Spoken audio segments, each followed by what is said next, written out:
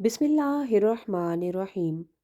हज़रत अबू हुरैरा रज़ी अल्लाह अन्हो फरमाते हैं कि नबी करीम सल्लल्लाहु अलैहि आलिहि वसल्लम ने हज़रत बिलाल रज़ी अल्लाह अन्हो से फ़जर की नमाज के वक़्त सवाल किया, मुझे ये बताओ कि तुमने हालते इस्लाम में कौन सा ऐसा अमल किया है जिससे तुम्हें सवाब की सबसे ज़्यादा उम्मीद हो, क्योंकि मैंने जन्नत में अपने आगे तुम्हारे जूतों की आवाज़ सुनी है।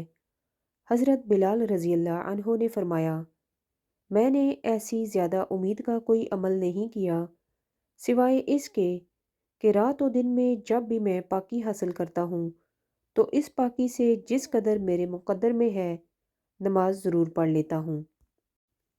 वज़ू के बाद अज़ा खुश्क होने से पहले 2 रकत नमाज तहियतुल वज़ू पढ़ना मुस्तहब है।